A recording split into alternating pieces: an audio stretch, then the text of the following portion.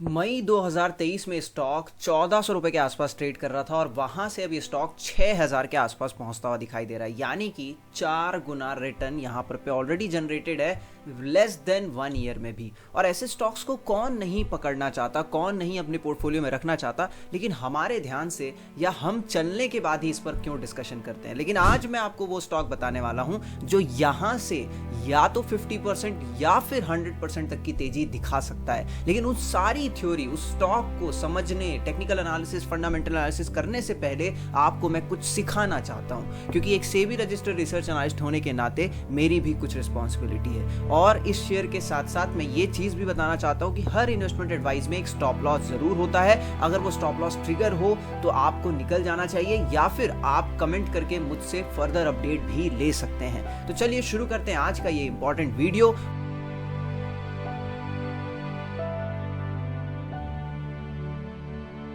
और मेरा नाम है नवोदित तिवारी और आप देख रहे हैं स्टॉक वाणी ज्ञानस्य परमो धनः, जहां पे हम बिलीव करते हैं कि नॉलेज ही सबसे बड़ा वेल्थ है। इस पूरी कहानी की शुरुआत उससे पहले आपको समझना होगा दो इंपॉर्टेंट कैटेगरी। एक होती है ग्रोथ कैटेगरी ऑफ स्टॉक्स की और एक होती है वैल्यू कैटेगरी ऑफ स्टॉक्स की।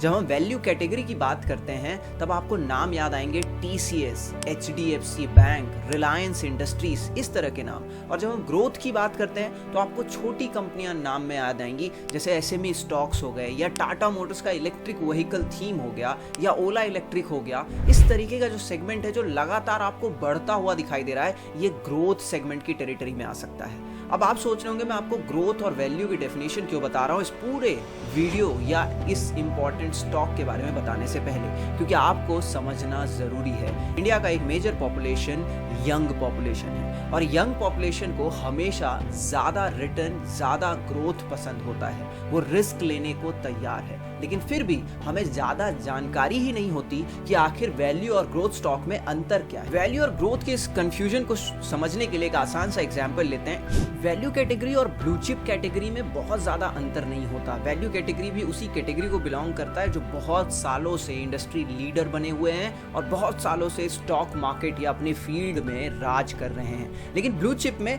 हम ये भरोसा रखते हैं कि कहीं ना कहीं ये अपने इंडस्ट्री के लीडर्स हैं। और ब्लू चिप के साथ साथ जब हम वैल्यू स्टॉक्स की बात करते हैं तो हम ये कहते हैं कि वो स्टॉक अपने इंट्रिंसिक वैल्यू से कहीं ना कहीं सस्ता मिल रहा है और इसलिए हम शायद इसे खरीदना पसंद करेंगे। जैसे कि HDFC बैंक, ये भी एक बड़ी कंपनी है, अपने इंडस्ट्री की लीडर है और कहीं ना कहीं लोगों को भरोसा है कि अपने इंट्रिंसिक वैल्यू से सस्ता मिल रहा है और शायद लोग इसे खरीदने को इच्छुक भी हैं।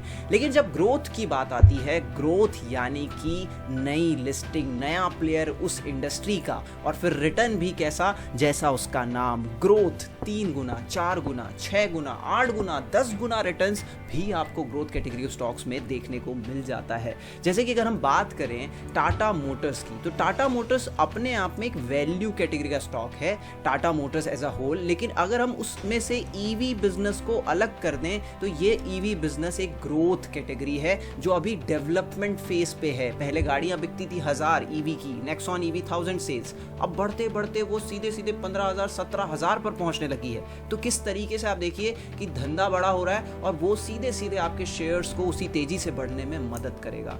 तो जिस तरीके से मैंने बात की शुरुआत करी थी कि इंडिया का पॉपुलेशन एक यंग पॉपुलेशन है और बड़े पैसे, बड़े रिटर्न्स बनाने में बिलीव रखता है, at the same time he is willing और she is willing to take risk, तो कहीं ना कहीं आपको ये डिफरेंशिएशन समझना पड़ेगा। ग्रोथ स्टॉक जहां पर पे आपका पैसा तेजी से बढ़ भी सकता है, आपको नुकसान भी हो सकता है, लेकिन eight the same time value category या ब्लू चिप कैटेगरी में पैसा धीरे धीरे बनता है। जैसे कि एग्जाम्पल के लिए अगर हम समझें तो लार्सन एंड टुब्रो, इस कंपनी के बारे में कौन नहीं जानता। ये बड़े बड़े कंस्ट्रक्शंस करती है, चाहे वो रोड हो, ब्रिज हो, डिफेंस के बड़े ऑर्डर्स लेती है। इवन अयोध्या का राम मंदिर भी लार्सन एंड टुब्रो ने बनाया है। लेकिन ये कंपनी अब इतनी बड़ी हो चुकी है कि क्या आप इसको साल भर के समय में डबल कर सकते हैं? आपका आंसर होगा नहीं। क्या आप इसके सेल्स फोर्स को रातों रात या साल भर में डबल कर सकते हैं या 2 साल में भी डबल कर सकते हैं? आंसर होगा नहीं। क्या आप इसके ऑर्डर बुक को साल भर में डबल कर सकते हैं? नहीं, क्योंकि इसका ऑर्डर बुक ऑलरेडी बहुत बड़ा है। तो कहीं ना कहीं जब इसमें इतनी पोटेंशियल ही नहीं कि अपने सेल्स को, अपने प्रेजेंस को, अपने एम्प्लॉइज को, अपने ऑर्डर बुक को डबल कर दे, तो आप इसके शेयर को कैसे एक्सपेक्ट कर सकते हैं कि ये साल भर के अंदर आपको डबल या उससे ज़्यादा रिटर्न दे देगा? तो कहने का मतलब ये है कि ग्रोथ स्टॉक ऐसे स्टॉक होते हैं जिनका प्रेजेंस लिमिटेड होता है। फॉर एग्जांपल एक कंपनी है जो टेलीकॉम इंजीनियरिंग से रिलेटेड काम करती है, बॉन दादा इंजीनियरिंग उस कंपनी का नाम है, और इस कंपनी ने दिसंबर में ये कंपनी 200 रुपए की थी और शायद अब 900 रुपए के आसपास ट्रेड करी है। ऑलरेडी 4x रिटर्न्स 2 से 2.5 महीने में ये दे चुकी है और एक स्मॉल मीडियम एंटरप्राइजेस की कंपनी यानी कि एसएमई कंपनी है। और अब इस कंपनी के बारे में बात करें, ये भी एक तरह से कहीं ना कहीं ऑर्डर्स लेती है और ऑर्डर्स को फुलफिल करती है। एल&टी जैसा काम है लेकिन एल&टी जैसा पूरा काम नहीं है। लेकिन अगर हम बात करें इसके एम्प्लॉयज, सपोज करें कि 2000 है, तो क्या इसके एम्प्लॉयज डबल हो सकते हैं? Answer is yes. इसके ऑपरेशंस बढ़ सकते हैं, अभी ये टेलीकॉम के ऑर्डर्स ले रही है, बाकी चीज़ों के भी लेना शुरू कर सकती है। Answer is yes. क्या अपनी ये सेल्स को 2x 3x 4x कर सकती है? Answer is yes. And hence you are seeing the results कि ये शेयर 2 से 3 महीनों में ऑलरेडी 4 गुना रिटर्न दे चुका है।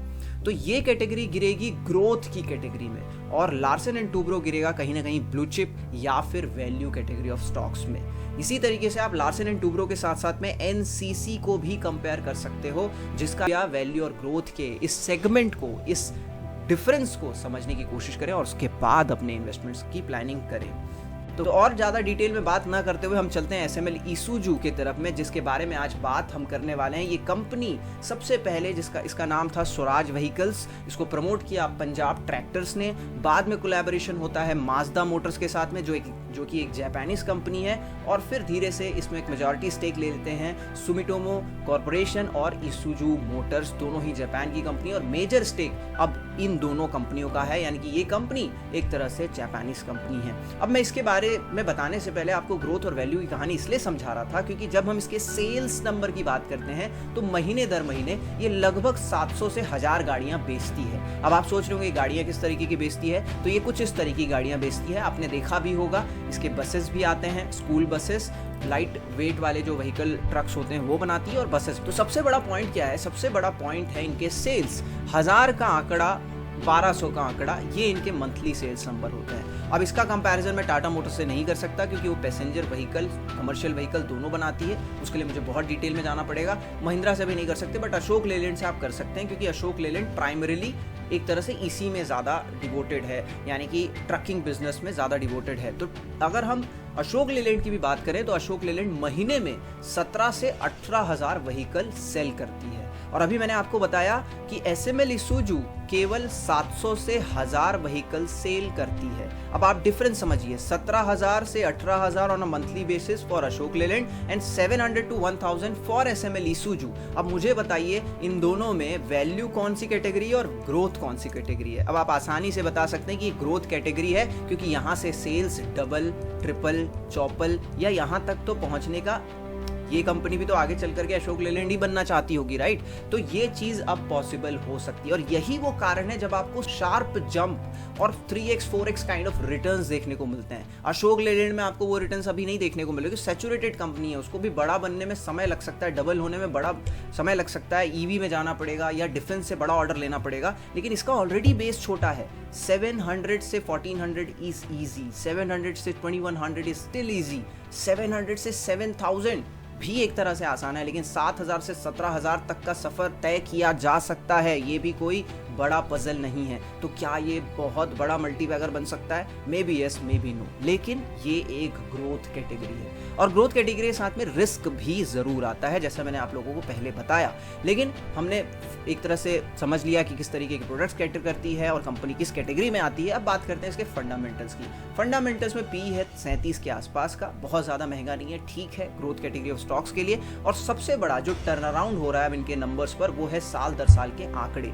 सेल्स का फिगर वापस से कोविड के बाद बेहतर होता हुआ दिखाई दे रहा है। कोविड के ठीक पहले आप चले जाइए, highest ever sales was 1400 crore, और उसके बाद 2 साल की शांति कोविड के बाद, और फाइनली जो सेल्स नंबर आ रहे हैं वो आ रहे हैं 1800 करोड़, 2100 करोड़। और जो नेट प्रॉफिटेबिलिटी है, कंपनी लगभग 2016 में इतने बड़े नंबर्स ला पाती थी प्रॉफिट्स के, लेकिन this is highest ever sales and highest ever PAT companies making out of the business. Operating profit margins में भी अपटिक देखने को मिल रहा है। ऑटो सेक्टर एक तरह से स्लोनेस में जा सकता है, स्लो डाउन पड़ सकता है, लेकिन यहाँ पर पे ग्रोथ अभी भी जारी रह सकती है क्योंकि इसका बेस छोटा है। 700 से 1000 गाड़ियां बेचने में और ज़्यादा जंप आ जाना, इट इज़ स्टिल पॉसिबल। तो हो सकता है बाकी ऑटो ना चले लेकिन ये चलता हुआ दिखाई पड़ सकता है। तो फंडामेंटल फ्रंट्स पर अट्रैक्टिव, धंधा हमने, बिजनेस हमने समझ लिया, ग्रोथ और वैल्यू की कैटेगरी को हमने समझ लिया। अब बात करते हैं चार्ट्स के बारे में। तो एसएमएल इसूजू से पहले हमने फोर्स मोटर का चार्ट दिखाया था जो आपसे मिस हो चुका है, लेकिन एसएमएल इसूजू का चार्ट और ये चार्ट